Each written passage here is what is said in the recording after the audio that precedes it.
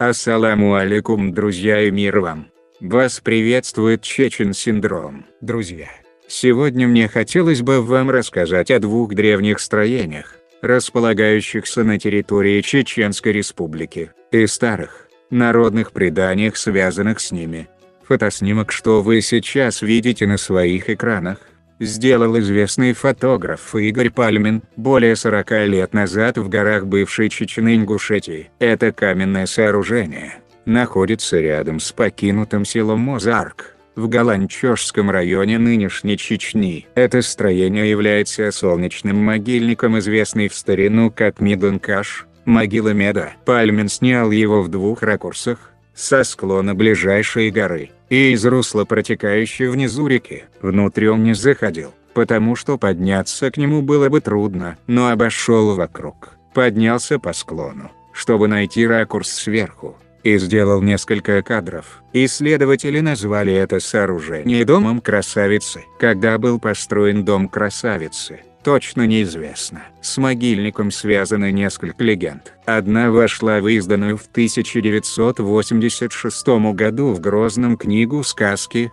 «Сказания и предания чеченцев и ингушей». Легенда, связанная с возведением данного склепа, гласит: Акберт пришел в наши горы из Тарков. Он поселился в ауле Геличи, что входит в Елхоройское общество. В красивом месте Мозарк стоят башни. В них жил род Цесинякон. Акберду нравилась их земля, и мечтал он заполучить ее. Он искал повод, чтобы затеять ссору с родом Цесинякон. В Геличи у Акберда умерла дочь. С прибывшими на похороны людьми были цесиняканцы. Их женщины присоединились к другим плачущим женщинам и подоткнули подолы своих платьев, чтобы они не мешали им. После похорон цесиняканцы тронулись в путь. Кружным путем Акберт вышел на их дорогу и заявил: «Вы опозорили меня, вы взяли у меня цет, унесли золотые и серебряные вещи моей дочери».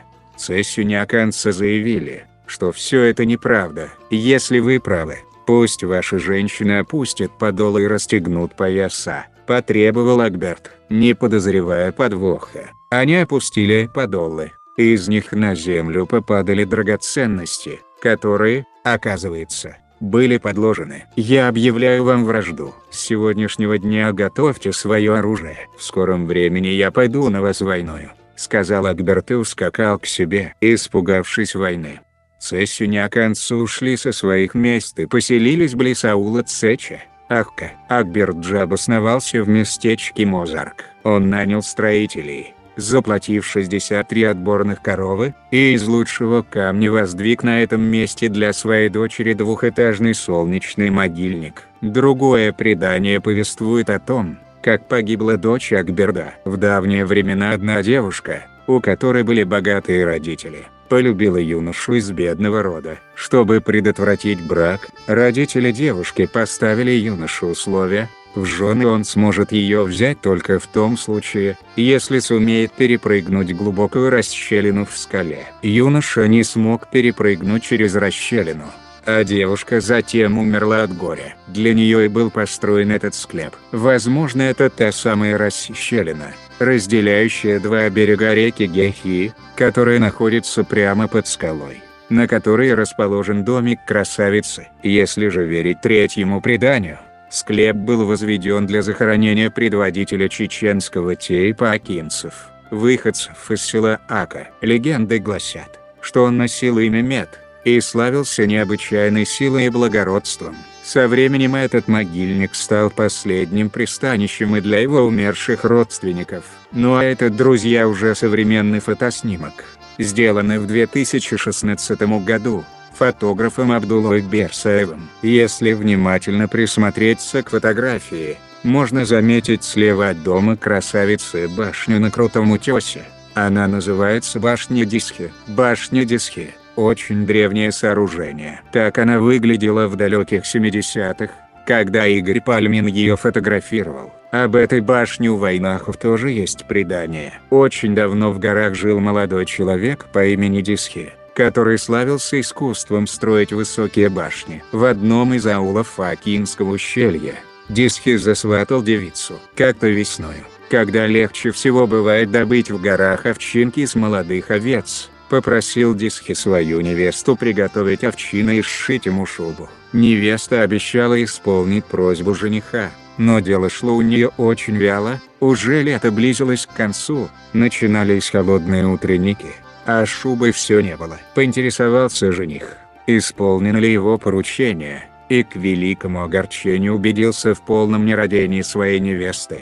Оказалось, что еще и овчины не были окончательно выделаны. Желая выразить, возможно, сильнее негодование за такое невнимательное отношение к своей просьбе, Дисхи стал негодовать и, чтобы проучить невесту, сказал, что он сам приготовит все необходимое и построит высокую башню скорее, нежели будет готова шуба. От слов дошло до дела. Начал Дисхи готовить камни, а затем скоро приступил к возведению стен, дабы не ударить в грязь лицом перед невестой и доказать правдивость своих слов. Дисхи, естественно, очень торопился, и работа быстро шла вперед. Вот уже стены закончены, на высоких подмостках навалены каменные плиты, осталось из них свести крышу. Как вдруг бревна подмостков обломились под непомерной тяжестью камня, и Дисхи слетел с 5-саженной высоты вместе с материалом, которым и был убит. Прибежала на тревогу невеста и, увидев обезображенный труп своего жениха, бросилась рядом с ним на кинжал и тоже пала мертвой. Погиб знаменитый мастер, и роковая башня поныне называется Дисхибоу. Ну а это уже современная фотография башни Дисхи, как мы видим. К большому сожалению, от нее уже мало что осталось. Друзья, ну а на этом все. С вами был Чечен Синдром. Если вам было интересно, не забываем про лайк. Всем мира и добра и до новых встреч.